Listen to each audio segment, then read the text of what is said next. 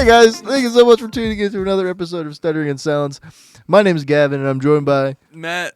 And you haven't missed much, But no, I do want to thank you guys for tuning in to another episode, and I hope you guys have been enjoying the last few episodes that we've been putting out. I know this past few weeks we've been talking about some mental disorders and things going on in that regard. So, once again, I did want to preface for the both of us, we're not doctors, so we're just trying to spread some awareness on some of these things and have an interesting thing to talk about and have kind of an interesting angle on it. So, For sure. Without further ado, my good friend, do you want to take us away and get into our? Am I the good friend? Do you want to take us away into getting into your? Yeah, but am I the good friend? Like, take me away, good friend. I'm the only other person that's in here, so I'm thinking I'm the good friend, though, right? Wait, look at the camera. Don't look at them. Look at me. No, it's. Yes. Well, I'm gonna take it away because I'm the good friend, right? Yes. Eating disorders. I don't know why I smirked at that, but as I'm taking it away because I'm the best friend. You don't have one of those. What? What? That's not nice. So, in fashion, like we've been doing the past couple weeks, gonna do our disorders. I chose to do eating disorders. I love to eat. Everyone loves to eat, but sometimes eating too much, too little, or how you're kind of consuming your calories and what you're doing with the calories, they can be associated with eating disorders. Eating disorders. How many times did I say that? A lot. A lot.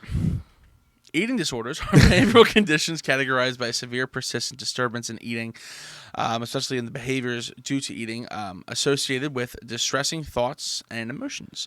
They can be very serious conditions affecting physical, psychological, and social functions.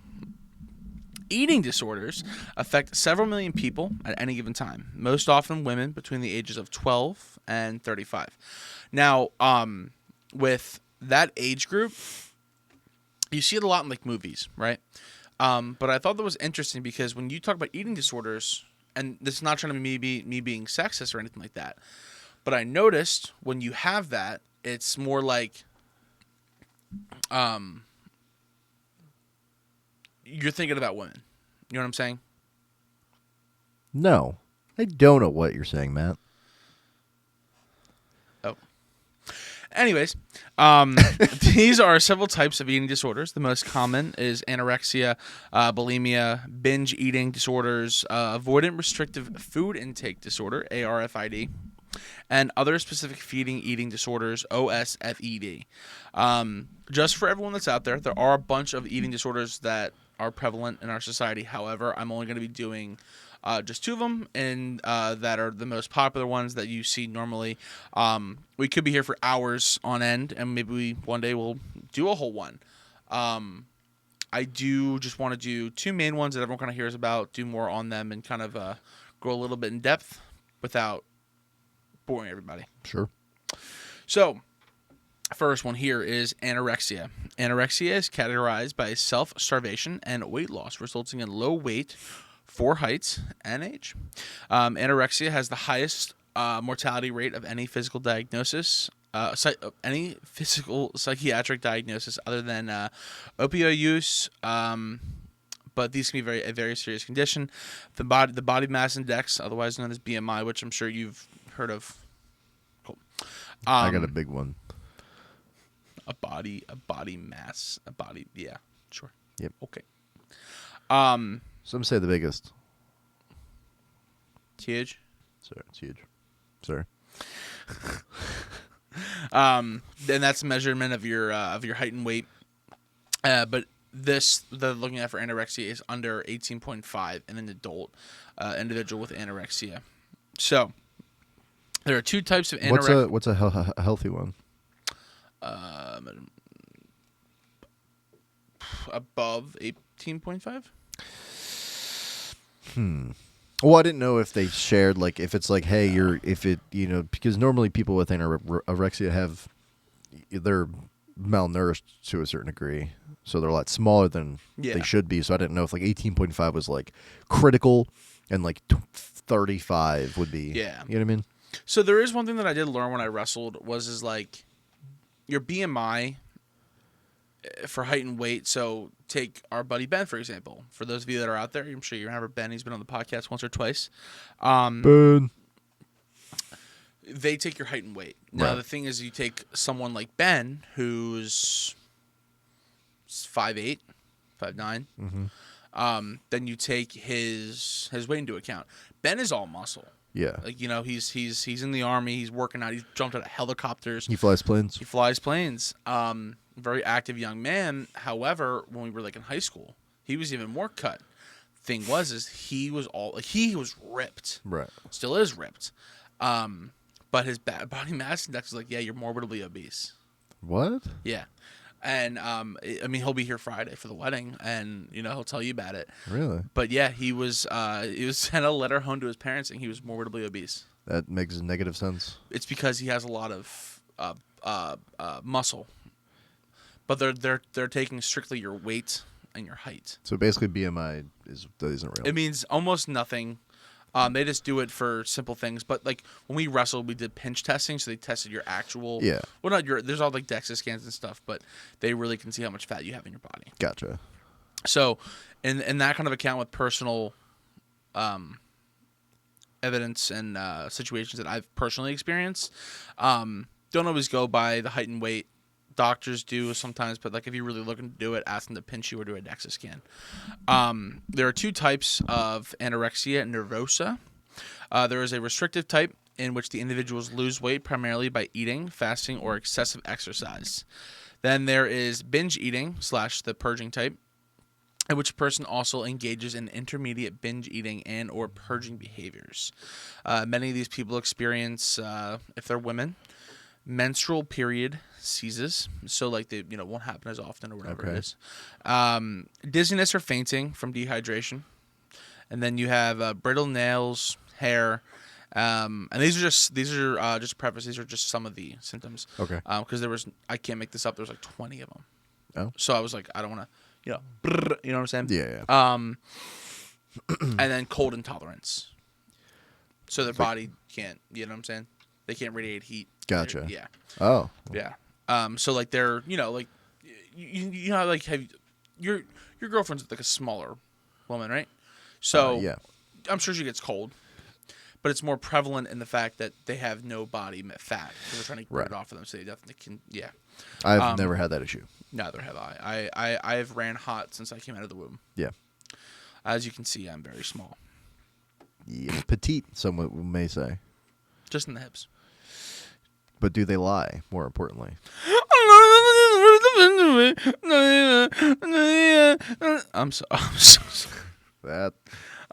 Treatment for anorexia nervosa involves helping those affected normalize their eating and weight control behaviors and restore their weight. Medical evolution and treatment of any co-occurring psychiatric or medical conditions is an important component for the treatment plan. So they'll bring you in, go over all the stuff.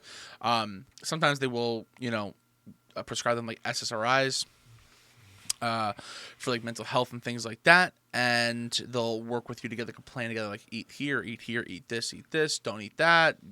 Be smart about it. This one,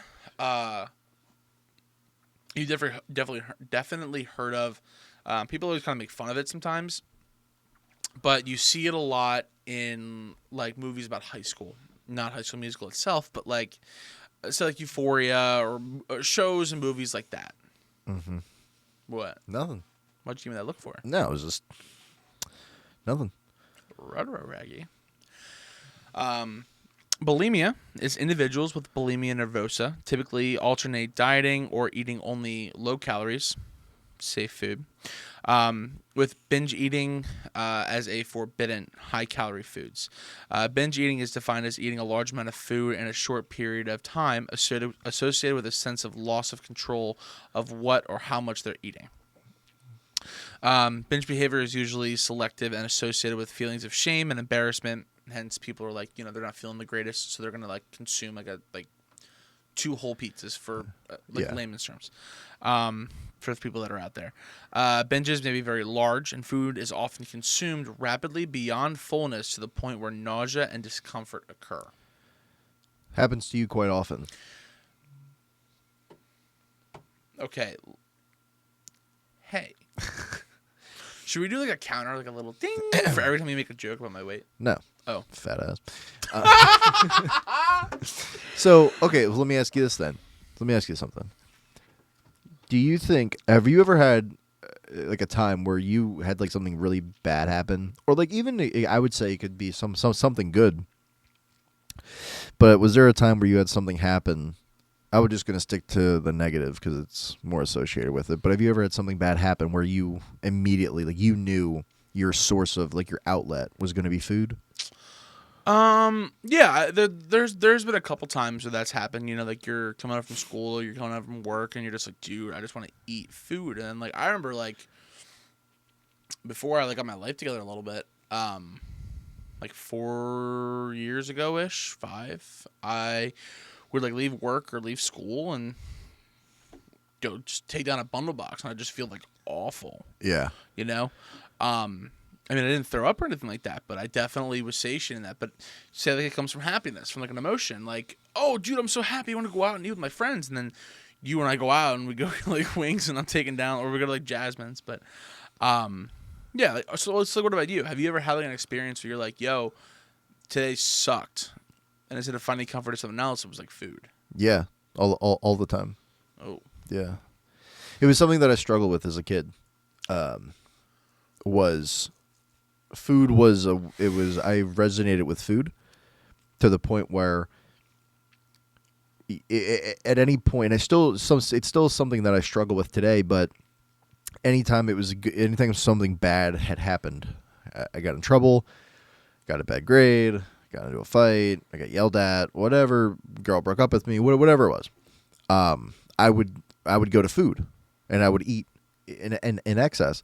And it was even to the point where I wasn't eating very much throughout the week, like at school or anything, and then I would go to my mom's house on the weekends, and I would overindulge on everything, any chance I got. So it would be ordering pizza maybe on Friday or Chinese food or something, which is okay, sure, you eat out, sure, but then I'm eating cereal at 3 in the morning. I'm going to Wawa late at night. I'm eating ice cream late at night. And so on and so forth. So for me, one of the big things actually is like something bad happens immediately. I want like comfort food, right? Like I want food that I know I like. I know where to get it. I know how much of it I can eat without being like feeling extremely gross. And then I just smash through that and I feel gross anyway. Yeah. Damn. Well, that's how I put on so much weight after a surgery. Oh yeah. And that's what I was kind of getting at with you, seeing if after your surgery you had struggled with. Well, that was the whole thing. I think, with my eating, not that it was, got to a point where bulimia was a thing, right. But I definitely would say when that happened and I couldn't do the things I wanted to do, I'm sure you were the same way. Mm-hmm. All you could do was eat. I'm sad that I'm going to eat, Yeah. And then you look in the mirror and be like, oh, this is gross. And then you wouldn't eat, but then you're so hungry from not eating, and then you're like, oh, fuck it. Like, and so bored. I'm so bored. That's how I was when I got done surgery, like every day. Because you don't think about how many times you're eating when all you're doing is sitting at home. Right? Like, at least I wasn't. Like, I would be at home and my mom would bring me stuff, and then, like, she would bring me more, or she would ask me if I wanted more, or whatever the case was. And I would just be sitting there doing nothing. Like, I was feeling hungry, but I really wasn't. Yeah. I was just bored, or I was just, like, zoned out, or whatever it was. So I actually, the way that I realized I had a problem was when I looked in the mirror, not looked in the mirror. I took a picture with Jay, and weeks had gone by since we took it, I guess, and he showed it to me, or I saw it somehow. And this is no joke here. I literally didn't recognize myself. Really? Like I saw the picture, and I'm looking at and it was in my room, so like it took me a couple seconds to like put the pieces together. I'm like, why are you showing me this? Or like, why do I have this? And then I was like, holy that's me. And that's when I was like, Do you have that photo? No. I want to say either he had it on one of his old phones or it's on my old iPod I can't get into anymore. I don't remember. I would say I wasn't gonna put it in the podcast, but like that'd be kind of cool to like just look back at. There's a lot of pictures I have like that, like a lot of old memories I lost. I mean like thousands of photos. Really? Yeah. I know I have one, and I think it's a video actually. Yeah. Think you can guess? Yeah. What is it? On the way. Oh, yeah, that one was bad too. Yeah. No. I was gonna say like the one we're on the back patio. Orange shirt. It was red, but it was orange. No, it was red. It was orange. It was red. What are you talking about? It was the red M&M cutoff that I had. I'm pretty sure it was orange. Nope. I will stop this pod and we will all sit in silence. I'm pretty sure it was. Okay, it doesn't matter. It was orange, but doesn't matter. And yeah. Is that what you tell yourself? Like when you're like don't want to go to the gym or you're struggling with something, you're like orange shirt. Yep. See? Wait, red shirt. Okay. You can't sneak that in there. Okay, pal. But no, yeah, I just wanted to see your kind of side of it because I struggle with overconsumption, and it comes out of nowhere. So. Yeah. Damn. We're just messed up children. What are you gonna do? Going back, I'm saying a lot today. Huh. Binges occur at least weekly and are typically followed by what are called compensatory behaviors to prevent weight gain. These can include fasting, vomiting, which a lot of people hear. I've heard that, yeah. Yeah. And then laxative misuse, which I didn't think about, and there it is. Compulsive exercise, and as in anorexia nervosa, persons with bulimia excessively are preoccupied with the thought of food. So this isn't like you and I going, oh, we're hungry, we could eat right now.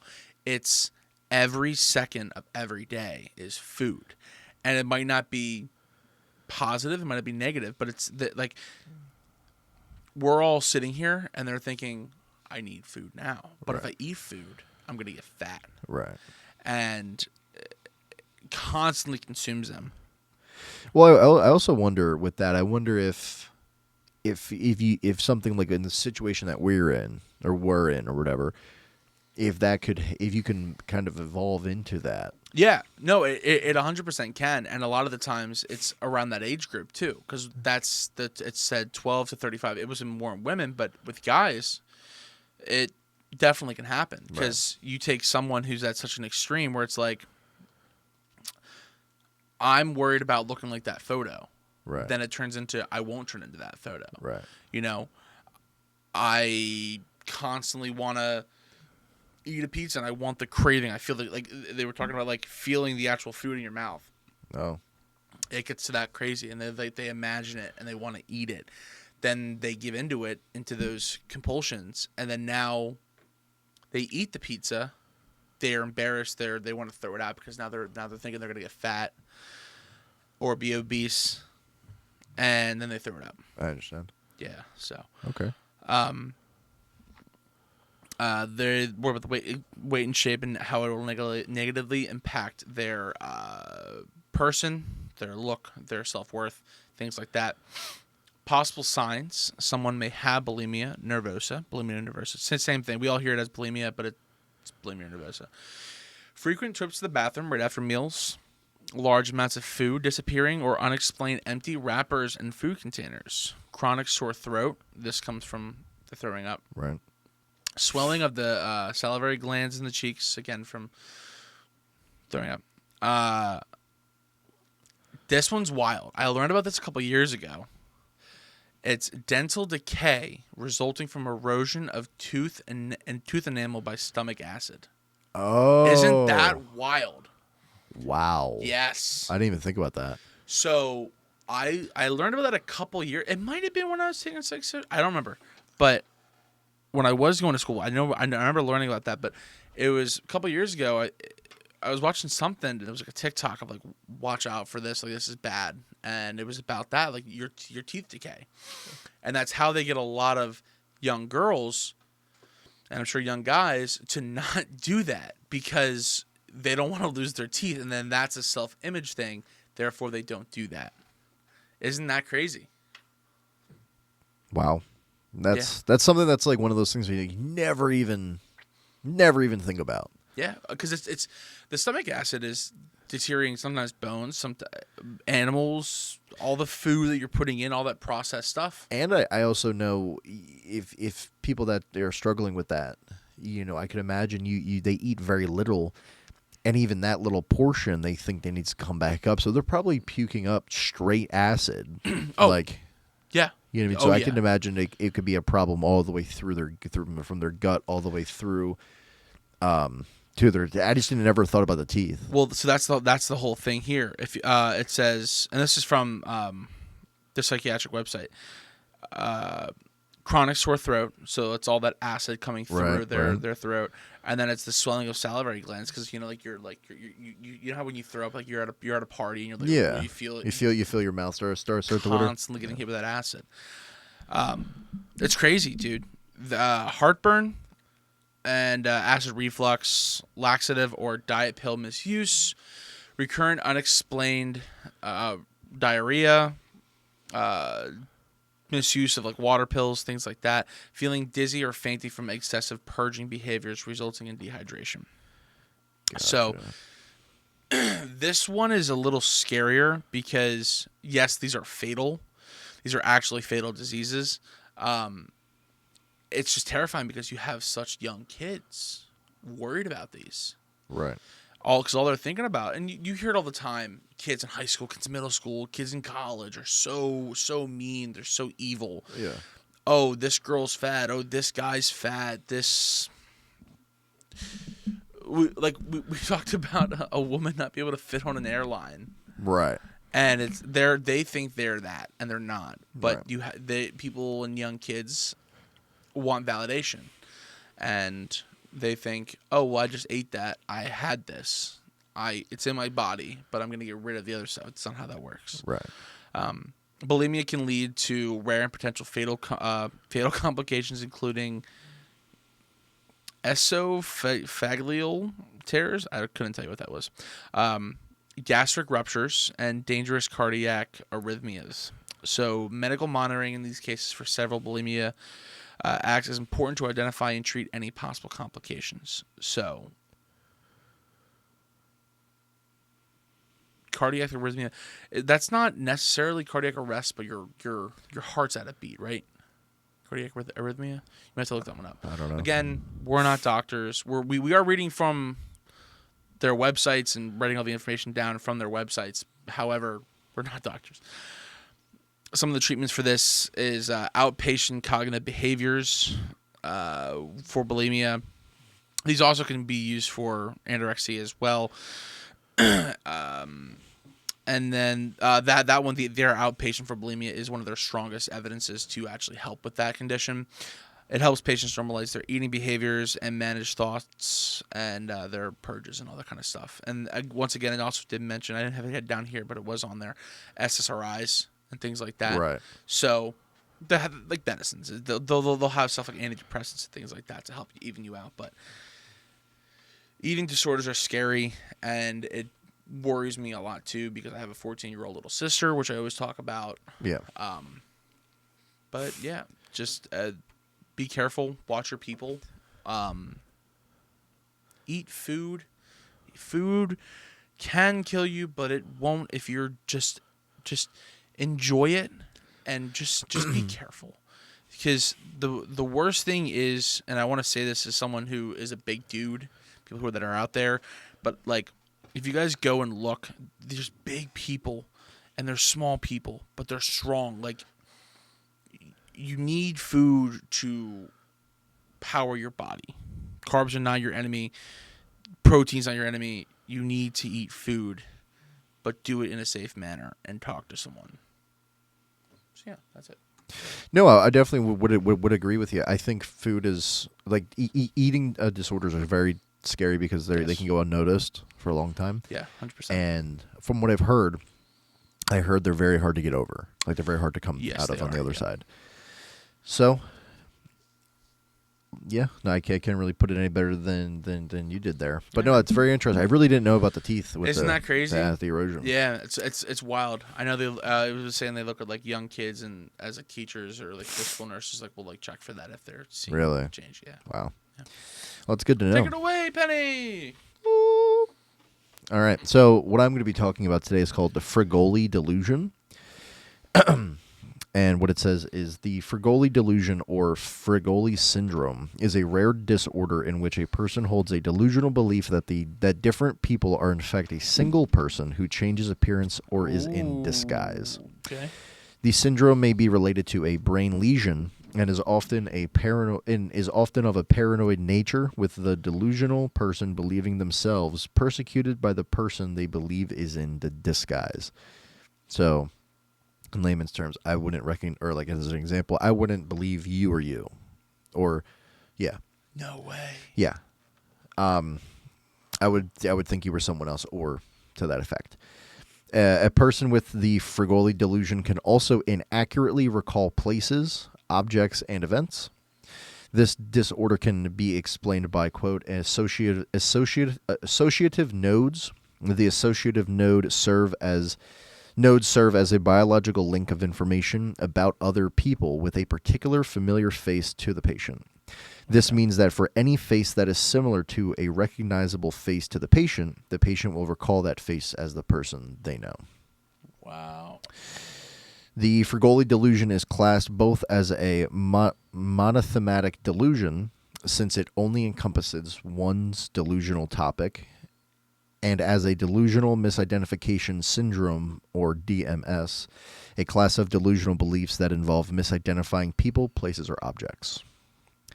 Like Capgras delusion, psychiatrists believe it is related to a breakdown in normal face perception. What? You can lose face perception? Yeah. Huh. Well, that's why, I mean, not to the extent of this, but that's why if you know how some people say, oh, I just have one of those faces that's like recognizable? Yeah. It's because your brain is recognizing specific features about that person that is almost like a culmination of maybe multiple other people that you know, or something to that effect.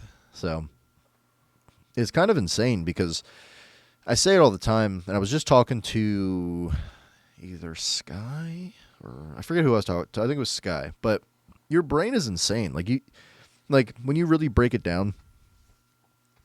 I'm glad you did it because I was gonna break it down in the comments too. When you break it down like in that regard, we are our brain, right? So everything that we're doing, our brain is telling our body to do.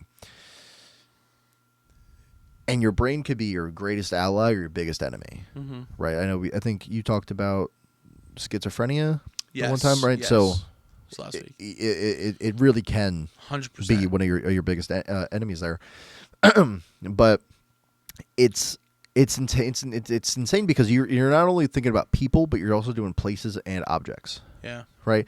Like it's not just faces throw me off. It could be entire events that you believe to be true and they're not.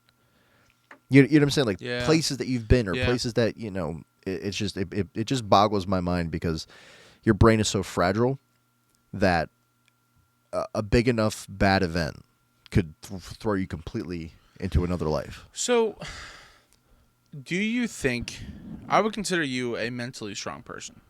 Would you disagree?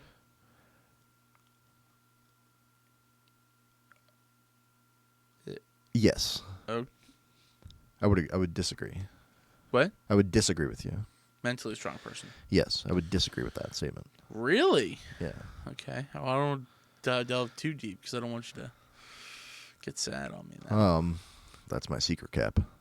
I know what you said.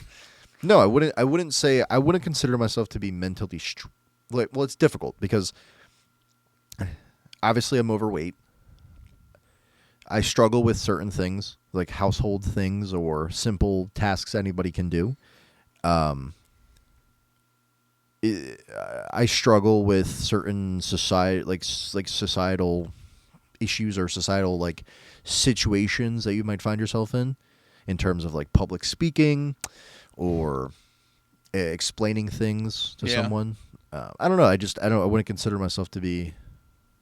I don't know. I mean, maybe. Okay, well, I guess so. Then I don't know how this question will transcend them.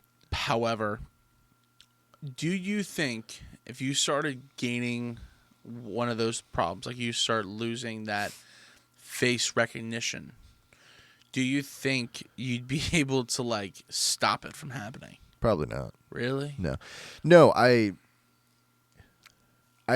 think it's a very scary thing. Like when your brain starts to go, it's one of those things where the reason why you can tell my leg hurts or I'm walking a little bit different. I'm having trouble driving. I'm having trouble writing, is because you're recognizing that something is wrong. But when your brain is telling you that you're doing the right thing or this is correct, and everyone else is like, no, that's not how you do that. You don't write things down with a fork. You know what I mean? Like that's how like dementia and stuff like that. I do see cases of that like at my job and family. Yeah, like people will come in and just the things that they say or how they ask questions that they knew a year ago. You know what I mean? And it's tough to talk to people that do that because it's as somebody it's young, doesn't really have anything with my brain going on. It's hard for me to relate and to be like I'm sympathetic, I'm empathetic, but I can't always find the best route to get through it with them because if I speak to somebody that is missing a limb or is having some kind of physical ailment, I can figure it out with them because I share the same same kind of issues to a certain degree. With stuff with the brain, I don't, and it's just tough to sit there and know what's going on and not be able to do much. But yeah, dementia's scary, man. That's so sad. But some signs and symptoms here of the Frégoli delusion is you got delusions, visual memory deficit, deficit in self-monitoring, deficit in self-awareness, and hallucinations. There are more on the list here, but I don't want to go through all of them. Damn, dude, that's wild. The hallucinations on that one too. Yeah. Some causes are it lists here the levodopa treatment, also known as the L-dopa, is a precursor to several catecholamines. I don't know, specifically of dopamine, epinephrine, and non-epinephrine. Epinephrine. Wow. Just let that go. I'm sorry. Epinephrine. What was I saying? Epinephrine?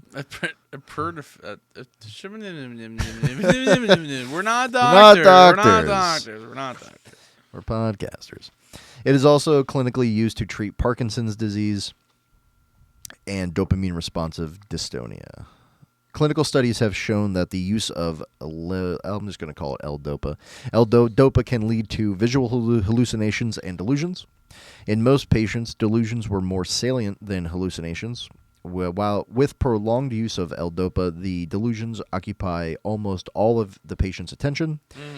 In experimental studies, when the concentration of L-dopa decreases, the number of reported delusions decreases as well. Yeah. It has been concluded that delusions related to anti-Parkinsonian medications are one of the leading causes of Frégoli syndrome. So, I have a question. If you had this condition, right? Okay. What would you wake up. Sky's coming to get you. Okay. Saturday morning, right? Yeah. She's coming to get you, and she walks in your room. Hi, babe. And you don't recognize her. Like, genuinely, what would the first thing you would do? Well, all right, so I don't want to get misconstrued here. So I think it would be, I think it's more so saying I would recognize her as someone else. Oh. Like if she came in and she's like, hey, babe, and then I'd be like, you're not you, you're Matt in disguise. You know what I mean? Like, or Okay, I misunderstood. Because it is a little complicated, but it does say it's a rare disorder in which a person holds a delusional belief that different people are in fact one person who changes appearance or is in disguise. Really? Yeah. Okay. So that would basically be like you came over to get me for the podcast or something, and then I'd be like, no, you're not the guy that's going to murder me, and you know what I mean, like stuff along those lines. Which is why I was saying before of like the brain is sometimes your biggest enemy, because what it's telling you is like, this is fact, this is what's happening, this is real life, and it's not the case. So that's why your brain is terrifying, I think. Like, that's why if you think about it, right? Yeah. When you think of yourself, you would think your body, right? Like your hair, your eyes, motor functions, the way your body's built, shape, things you like, things you don't like, whatever. But all of that is stored up here. Like, when you really think about it, like, everything you are is up here. It's in your database. That's it. Your heart keeps your physical body beating, but everything you do, everything you are, everything is up here. Which to me, just it's insane. Well, have you ever heard of like when people get like a heart transplant? Yeah. And you know where I'm going with this? Yeah. And it feels wrong, and they end up falling in love with like the woman that person's body was in anyways. You know what I'm talking about? Yeah. Yeah, there was different things I've heard throughout the years of people. I definitely butchered that. I'm sorry. No, it's okay. I'm not going to recall the exact things that I heard, but just trying to piece it all together is just similar to that. Is somebody having like a kidney transplant or something, and then they can't drink alcohol the same, or they like different alcohol. You know what I mean? Like, they process it in their body differently. The heart transplant, and they start having different emotions towards things. Like different. I don't know how to explain it. It's just different. You start almost like adopting the other person's personalities to a certain degree. Yeah. Yes. Okay, so that's what I was thinking about. Where you just said that all of our stuff is in our little data bank. Yeah. You know, otherwise known as your spank bank, right? Nope. Oh, is that not what that's means? something else? What is that? What is the spank bank? So you've heard of spam? Yes. Right. Okay. So, and Pam, like from The Office. So, think, you know, the New York Giants. So, if you took, like, wait, that's Jets. Yeah. If you basically broke it down.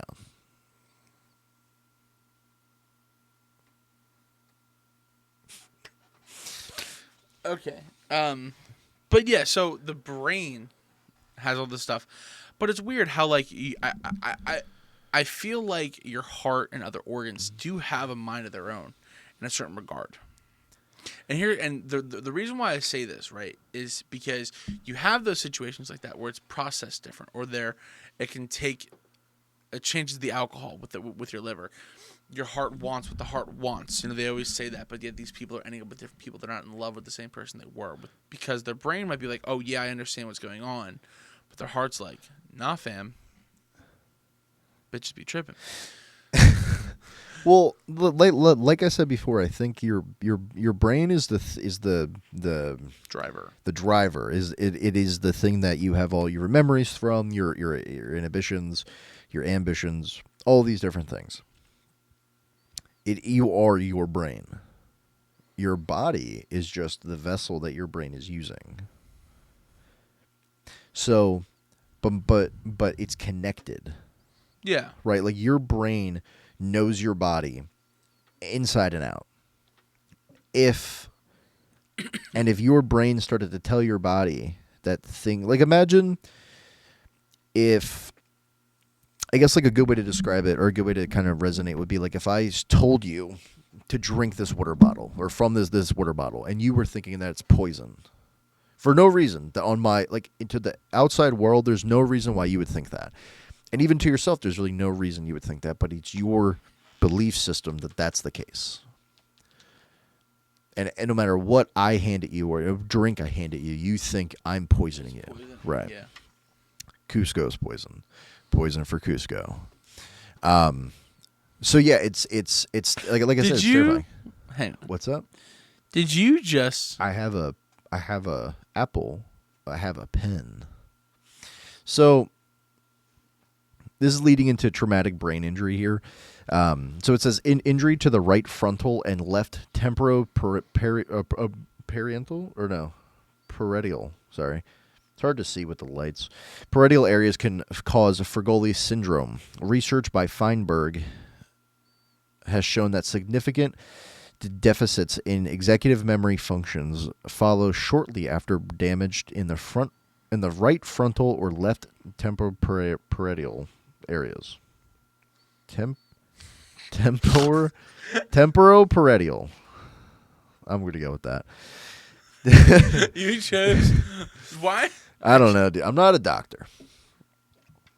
I'm an adapter.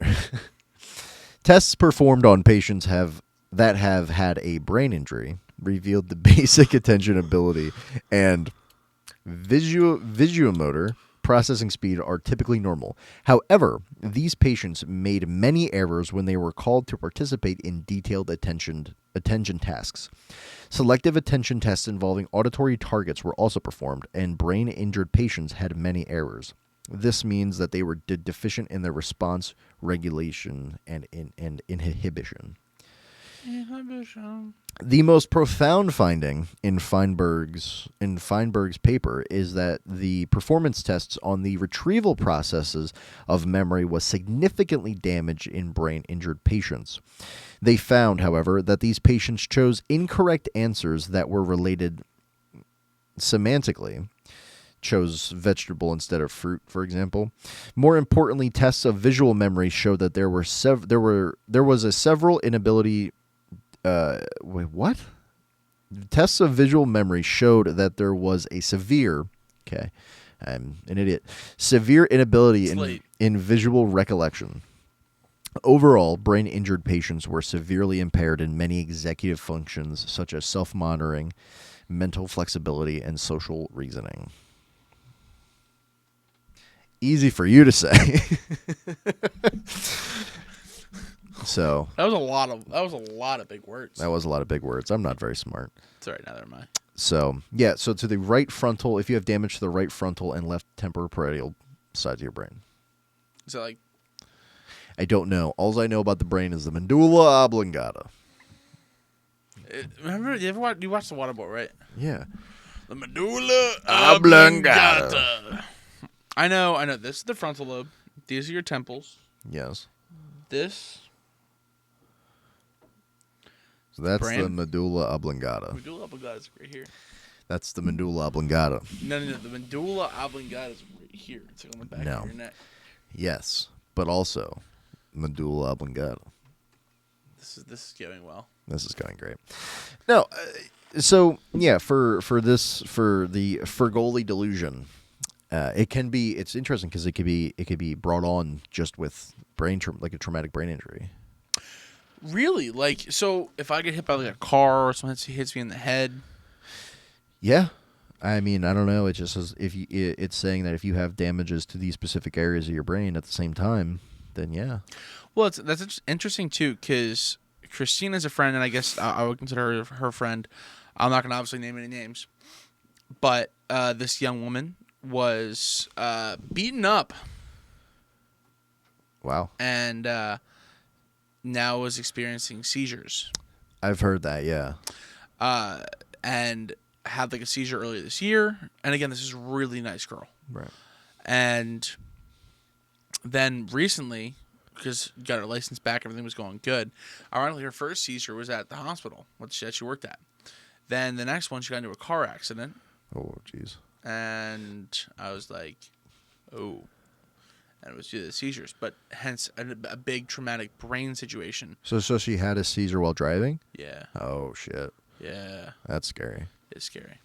And what sucks with the whole thing is the nicest person, that's who it happens to. Well, yeah. I mean, it's terrifying. It's not going to be something that's, I keep repeating it, but it's not going to be somebody that's evil. Right. It's going to be it just happens. You do what you can to prevent it. But it happens to it's kind of almost at random, especially if you have, and that's actually one of the reasons why, not specifically for goalie or anything, but the NFL mandated, like, they're doing all these giant things to try to help people not get concussions and things like that, and CTE. Because we had a lot of people back in the day that used to be in the NFL dying and going insane, like shooting up your family and then yourself because of CTE and syndrome, or things from CTE. The most notable case, or the most notable recent case, being from Antonio Brown. Having that and crashing out in the middle of a game, taking off his pads and running out. That was insane. But that's what I mean when I say, like, you could really be a prisoner, like, of your own brain, and you could live in the same world as us, but completely separated, completely on your own. That's why brain disorders are very terrifying, because there's no way for you to. There's a lot of cases like this. It's something that people have to live with. Yeah. Right. You can't. It's not like you can get it fixed. You got to figure out a way to mitigate it. Yeah. It's so sad, and a lot of these you can't always do anything about. And Well, that's what I mean. Comes on, and it's just there's medicine. There's no a preventative measure. Yeah. Actually, but there are ways to help. There are ways to help. Okay, this is good. So, for the Frégoli Delusion, some ways to help could be medication, like antipsychotic medications. I'm not going to even try to read those. But also anti-seizure medications as well. Okay. Therapy can help. Cognitive behavioral therapy, or CBT, can help help people manage their condition and cope with the stress of the delusion. Are you familiar with CBT? No. Oh. You said, yes, like you. Well, yes, like that makes sense, because you said the name and then you said the Gotcha. Support groups could also help. Distracting yourself from the trigger, I guess you would say. Changing the activity or topic of conversation can help move someone away from their delusion. And case management. Case management principles for Frégoli patients include avoiding arousing further suspicion and encouraging the patient to verbalize rather than act out of their anger, or act out their anger. I mean, if you had that kind of situation, you'd be a little angry. Well, yeah, if I thought you were someone else and you were just pretending to be or if I thought something was something else. But I also wonder. That terrifies me. That right there, that terrifies me. What's that? Like, you coming over, and I'm thinking, you're Barack Obama. Okay. You guys look alike. Yeah. So, camera, Gav, look alike. Yes. Yeah. I'd say so. But that would freak me out. Like, Obama, what are you doing in my room? Right. Yeah.